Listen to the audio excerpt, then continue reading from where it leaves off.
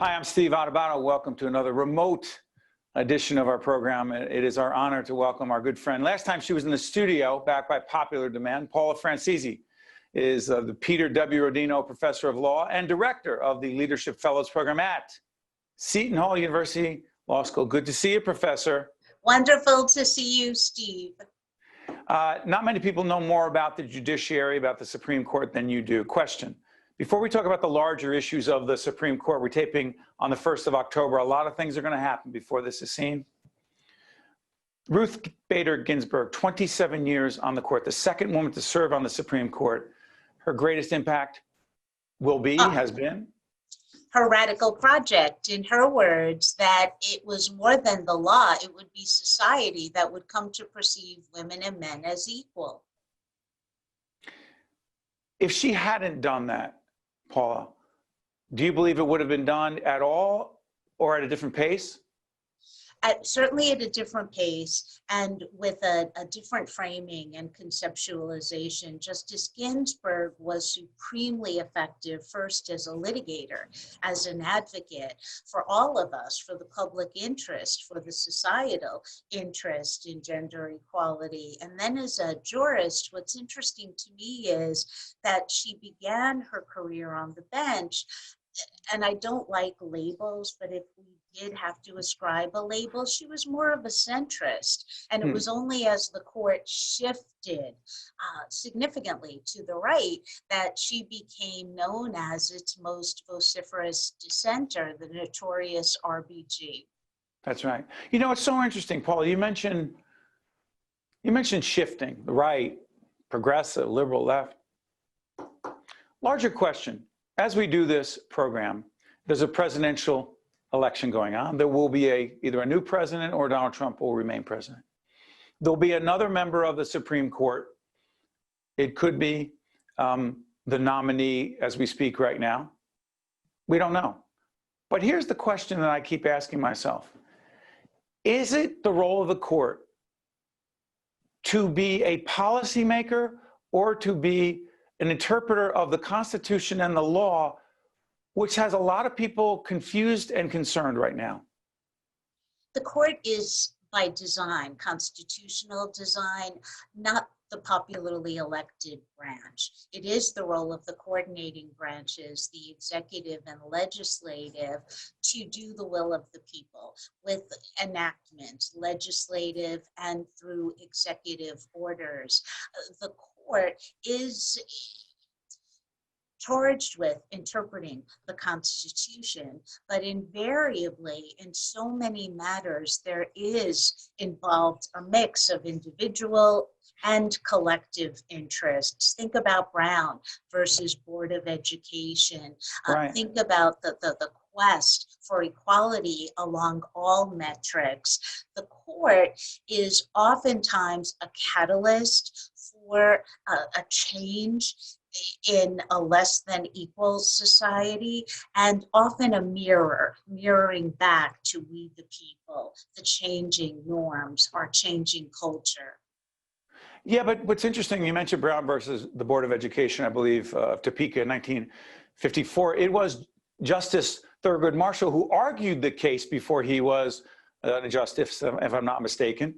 And then what's so interesting is that Justice Ginsburg winds up arguing before the Supreme Court before she is put on the Supreme Court. But the question becomes, if in fact it reflects, if the court is supposed to reflect the public, and the court shifts more to the right,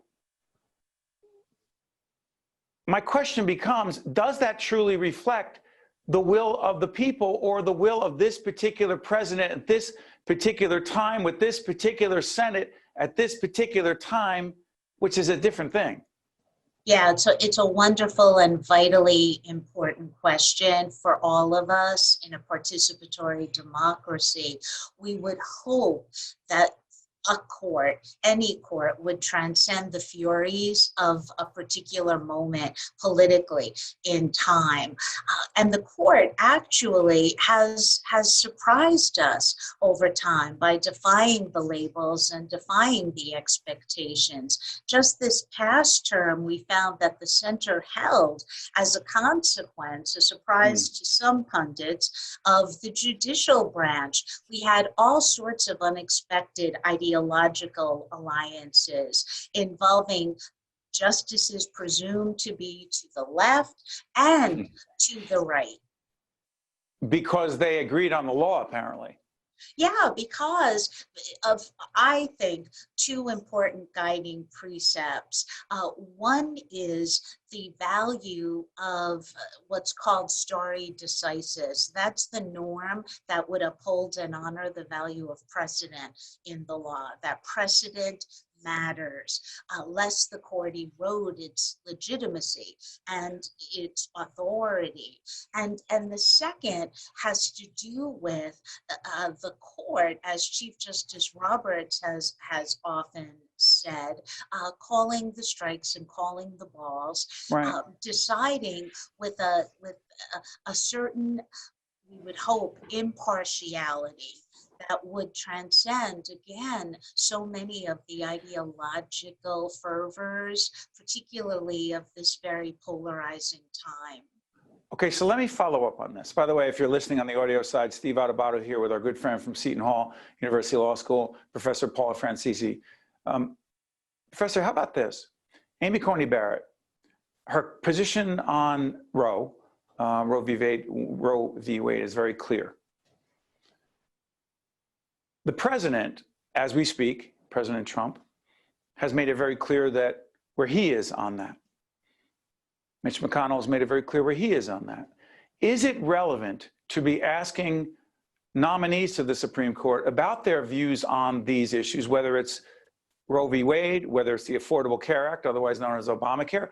Is that relevant beforehand if, in fact, they are there to interpret the Constitution and the law? I don't know that Judge Barrett's positions on some of the lightning rod touchstone issues, including those you mentioned, is actually all that clear, mindful that her service on the U.S. Supreme Court is different from any commentary she would have provided previously as an esteemed scholar, as a very, very fine educator, named 3-time Professor of the Year by the students who hold her in such high esteem. At Notre Dame? Yeah, and hold on one second, Paul. Are you saying that what one says in commentary, what one may say in another venue, as soon as they put on those robes and sit as an Associate Justice of the United States Supreme Court, where you stand may depend upon where you in fact sit? It depends on the totality of the record that is brought before the court. Judges, justices, we would hope, are able to transcend whatever their personal beliefs might be in order to do right, in order to do what is just, in order to do what is honorable, given the entirety of the record before the court. Yeah. You know, the other thing, and again, we don't know how this is going to play out. We don't know who's going to win this election for president. But assume for a second, and in the first presidential debate, which we will not discuss, people can decide for themselves. Joe Biden was asked several times by Chris Wallace about the, quote, packing of the Supreme Court, which was attempted, if I'm not mistaken, by Franklin Delano Roosevelt, and he was pushed back on that. 9 justices of the Supreme Court.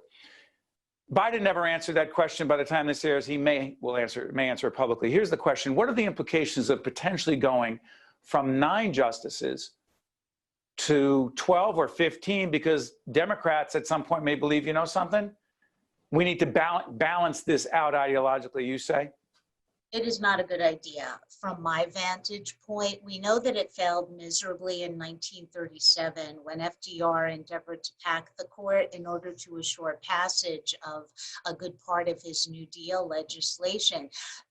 It was the passage he could be assured of, but not the U.S. Supreme court's endorsement and upholding of the legitimacy and constitutionality of some of that statutory language.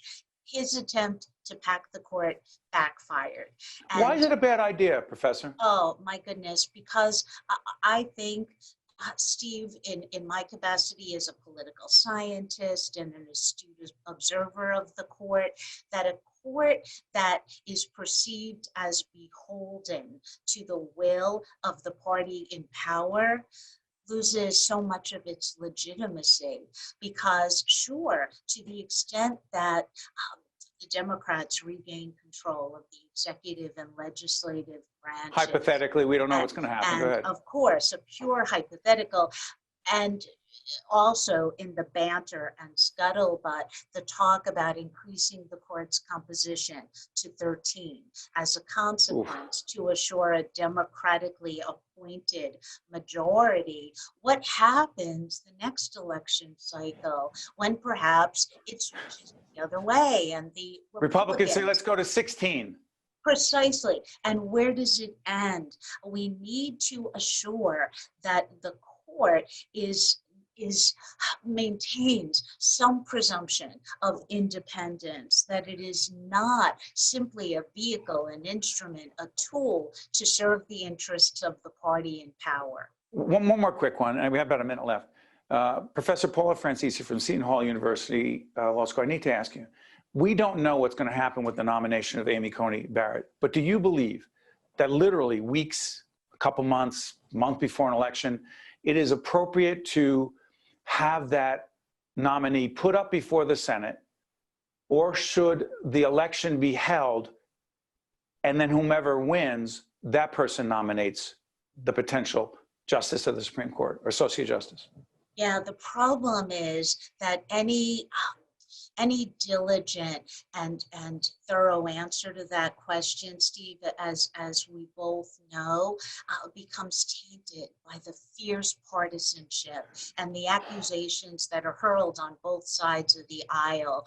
The R's saying that the D's would have done it had the roles been switched. The D's saying, no, we didn't, putting forth Judge Merrick Garland, you stopped us last time and you said it was wrong and now it's right. But there was more time for Judge Garland. There's less time now. And oh my goodness. Real quick, before I let you go, how frustrating is this aspect of the discussion for you who loves the law? You love the law. This isn't about law, it's about politics. Right. I love the law so deeply. I believe in its promise to bend that arc of justice towards rightness and equity and equality. I treasure my role within the ranks of our noble profession, but I do fear for what is becoming of a national and civic discourse. We're seeing a devolution of the ethics of civility, and words matter. I believe that all of us as Americans, so proud of our great ideals and aspirations, we're better than all of that. Yeah. Professor Franzese, there's so much more to say. I assure you, you will be back and we'll continue the conversation. Paula, my friend for many years, we wish you all the best. Thank you. Thank you for all you do, Steve. Thanks, Paula. We'll be right back after this.